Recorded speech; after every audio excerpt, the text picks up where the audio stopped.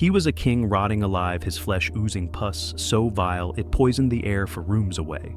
A tyrant who turned wedding rings into death sentences and crowned the Tower of London as England's House of Horrors. This is not the Henry VIII from textbooks. This is the monster behind the crown, and what you're about to hear will make your worst nightmares feel like fairy tales. Think you know Henry VIII? Think again. The history books gave you a king. Reality gave us a monster, one whose body decayed while he was still alive. By the end of his life, King Henry VIII wasn't just overweight, he was a walking, leaking corpse. This was a man whose body had completely betrayed him. His waistline ballooned to an astonishing 54 inches, and his body mass hovered around 400 pounds, nearly triple the average male weight in 16th century England. But this wasn't just about obesity. It was about rot, pure sickening rot. After a catastrophic jousting accident in 1536 left him unconscious for over 2 hours, Henry's life took a horrifying turn. Modern experts believe the trauma triggered brain damage that shattered his personality, but it also unleashed a catastrophic physical decline. His legs developed massive ulcerated wounds that never healed. We're not talking paper cuts. These were oozing, gaping flesh pits that constantly dripped pus and dead tissue. The stench, unbearable. Courtiers gagged and vomited. Some held perfumed cloths to their faces just to tolerate being in the same room. Others refused to go near him. The infection was so severe that chunks of his leg would literally fall off, as he was moved around the palace in specially built mechanical chairs with pulleys and wheels, because yes, he was too large and broken to walk. Henry's attendants had one of the most revolting jobs in royal history, following behind him with buckets and rags to clean up the chunks of the king that dropped like breadcrumbs through his lavish corridors. His own doctor's men sworn to serve him faked illnesses to avoid treating him, because even in the grimy, plague-ridden world of medieval medicine, Henry VIII was simply too disgusting. But it didn't stop there. Henry's bodily control collapsed. The man who ruled with godlike authority could no longer control his bowels. Special portable toilets had to be carried wherever he went. There were reports of accidents, royal ones, that left stains of humiliation more enduring than any battlefield defeat. And yet, the most terrifying part wasn't the sight or the smell, it was the silence. No one dared say a word. Criticizing the king's health was treason. His own physicians stayed quiet as his body disintegrated, terrified that honesty might cost them their heads. The irony is brutal.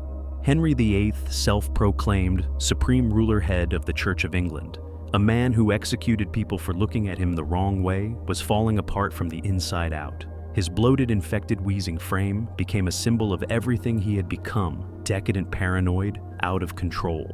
And death wouldn't stop the horror. But we'll get to that. The wives. You've heard of the beheadings. What you haven't heard is the psychological torture behind every marriage and the trauma that haunted queens long after their heads were gone. Divorced, beheaded, died. Divorced, beheaded, survived. Sounds catchy, right?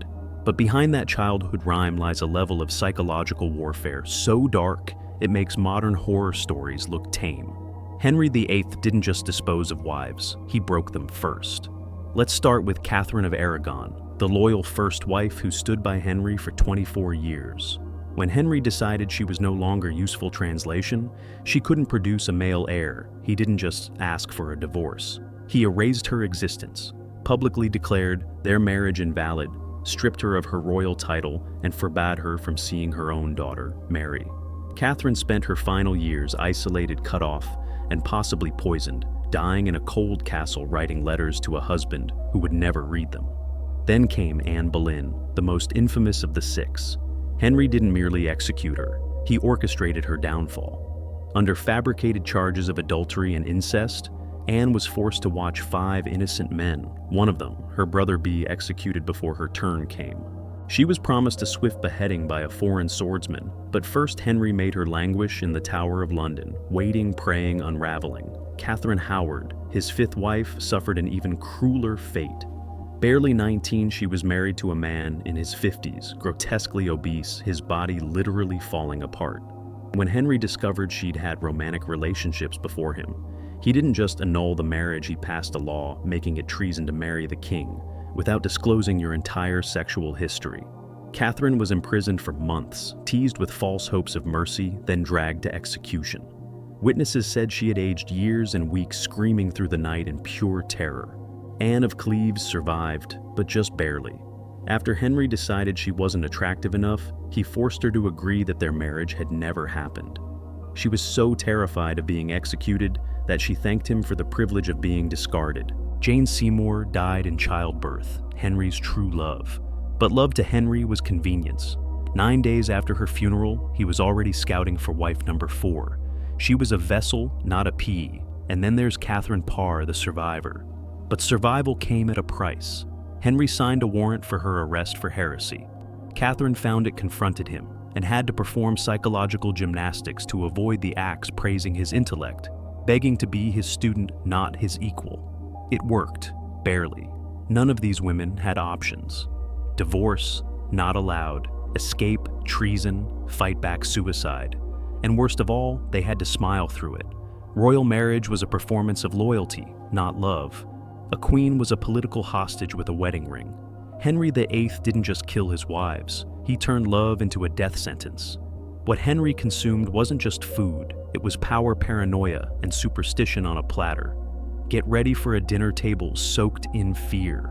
If food is power, Henry VIII devoured his kingdom one feast at a time. His table wasn't just a place to eat, it was a stage for paranoia, magical thinking, and an empire's slow rot. Henry VIII didn't eat to live. He ate to dominate, to display his power, to escape his pain, and ultimately to kill himself slowly in front of an audience that wasn't allowed to flinch. By the final decade of his life, Henry was consuming up to 5,000 calories a day, while being almost entirely immobile. His legs were so infected, so agonizing that even walking a few feet could cause tissue to tear and rot. But the king's appetite didn't slow down. In fact, it grew. Like everything else about him, his hunger became monstrous.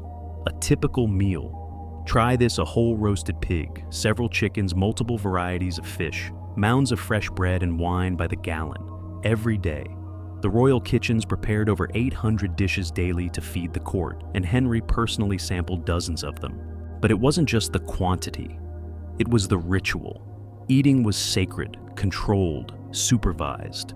Every single item he consumed had to be tested by multiple food tasters, not once, but in stage sequences, with each taster waiting 30 minutes after trying the dish. His food wasn't just tested, it was guarded. The kitchens were sealed off like a military facility, with armed soldiers watching every spice, salt, grain, and pot of water. Meals weren't prepared, they were defused like bombs. And why all this paranoia? Because Henry was convinced someone was always trying to kill him, not through war but through dinner. But even that wasn't the strangest part. Henry believed food could grant magical powers. He ate swan to be more graceful, venison to become a better hunter, and oysters to improve his performance in bed. His obsession with these superfoods bordered on religious mania. He would gorge on them in massive quantities, convinced they enhanced his status and virility. But in reality, the opposite was happening. His diet full of sugar, fat, and alcohol was killing him, amplifying his obesity, rotting his already infected legs, and accelerating his descent into paranoia and delusion. His physicians knew it, but they couldn't tell him the truth. Advising the king to eat less, that was tantamount to treason. Even what wasn't on his plate said something. Henry banned peasant foods like turnips and barley from court, not because they were unhealthy, but because they were beneath him. The irony, those humble foods might have saved his life. Meals with Henry weren't dinner, they were theater. Hours-long performances where courtiers had to watch him devour enough food to feed a village, pretending the stench from his rotting body didn't exist, applauding his appetite as his flesh rotted off his bones. He ate like a god. He died like a cautionary tale. You've seen the gluttony, now meet the surveillance state. Inside, Henry's royal court trust was fatal, and your best friend might be your executioner. If Henry's appetite was monstrous, his paranoia was worse. As his body decayed, so did his mind. The once charismatic monarch who danced, jousted, and composed music became a man who slept with loaded crossbows beside his bed, daggers under his pillow, and armed guards stationed in his room watching him breathe. Even sleep wasn't safe, but trust, that was the real threat. Henry believed enemies lurked in every corner, and he responded by turning his kingdom into an early police state. He had hidden peepholes built into palace walls. He installed crude listening devices, yes, even in the 1500s. He constructed secret tunnels and escape passages, not for romance, but for survival. His own homes were fortresses designed not to keep enemies out, but to escape them. And here's the kicker. Henry didn't just have spies. He had spies watching his spies. Informants were planted among his courtiers, his servants, even his family. The system was so tangled that no one knew who could be trusted. A casual comment at dinner could end in a midnight arrest. A nervous glance could be read as treason. This wasn't paranoia. This was weaponized fear. Henry's court descended into a nightmare of self-censorship and betrayal.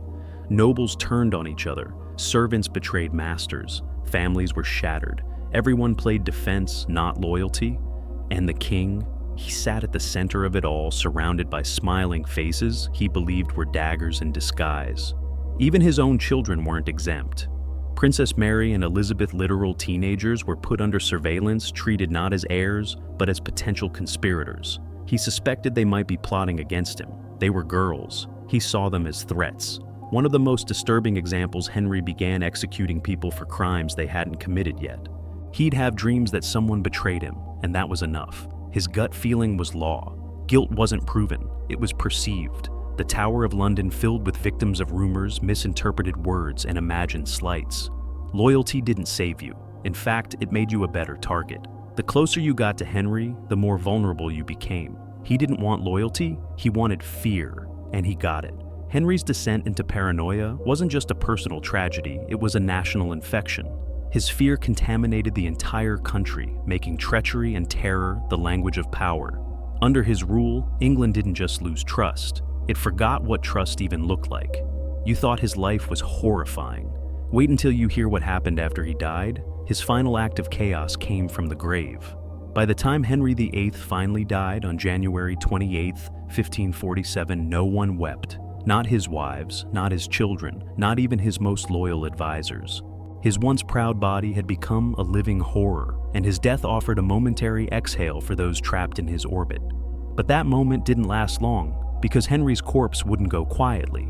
At the time of death, his body had swollen to such a grotesque extent that his skin was stretched tight and shiny like a balloon ready to burst. His leg ulcers had grown worse, leaking fluid and sloughing off rotting flesh even in the final hours.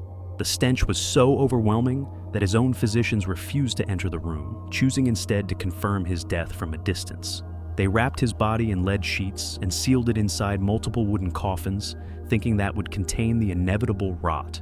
They were wrong.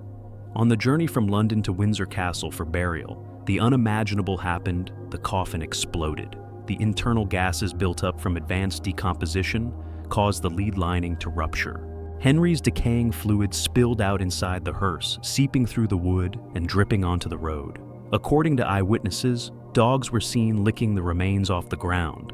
The self-declared ruler by divine right head of the Church of England had literally become roadkill. But the horror didn't end there. Henry's tomb had to be dug wider than any before, just to accommodate the sheer mass of his corpse and the thick layers of lead wrapping. Even then, the soil kept collapsing under the weight-making burial, a multi-day ordeal. For months afterward, servants and clergy reported strange smells and noises coming from the tomb. Whispers spread that Henry's spirit was still trying to escape, unable to rest. More likely, it was the gases of rot continuing to hiss from his decomposing remains. But no one dared say it aloud. His terror lingered even in death. And worse, those who prepared his body, the royal attendants who touched, lifted, cleaned, or simply got too close, began to die off in the weeks that followed. Infections, fevers, sepsis. It was as if his very flesh carried a curse. Henry's death was a mirror of his life, bloated, violent, toxic, and unforgettable. But perhaps most horrifying of all was his legacy. His daughter Mary, traumatized by watching her mother suffer and be discarded, ruled with vengeance as Bloody Mary. His other daughter, Elizabeth, witnessed her own mother beheaded and never married, likely out of fear of repeating her parents' bloody drama. Henry didn't just corrupt a court. He traumatized a generation and redefined monarchy as an instrument of fear. This is what happens when power knows no limits. When no one can say, stop. When a man becomes too dangerous to live and too rotted to bury, forget the portraits, forget the rhymes. Forget the sanitized textbooks that paint Henry VIII as some bloated but lovable rogue with a thing for wives. The truth is far darker. This was a man whose body rotted while he ruled, whose wounds leaked pus and stench into every palace corridor. A man who turned dinner into a militarized ritual marriage into psychological warfare, and England into a kingdom of spies and silence. He executed people for dreams, suspected his own daughters of treason, and made his wives beg for mercy just to die with dignity. He consumed everything: food, loyalty, love, trust, human lives, until there was nothing left but fear. And even then, his corpse rebelled. It burst open mid-funeral, soaking the road in rot, licked up by stray dogs like some cursed parable written by history's darkest hand. But what truly haunts us isn't his death. It's what he left behind. His paranoia shaped England for generations. His trauma became his children's inheritance. His obsession with control gave future tyrants a blueprint. And worst of all, we kept romanticizing him. We made plays, paintings, musicals. We gave the monster a throne in popular memory and called it history. But Henry VIII wasn't a king. He was a warning. And if his legacy teaches us anything, it's this: power without restraint doesn't just corrupt it, festers, it infects, it explodes. So, the next time you see his face in a museum or hear his name in a catchy tune, remember what's missing: the smell, the screams, the silence, the rot, the truth.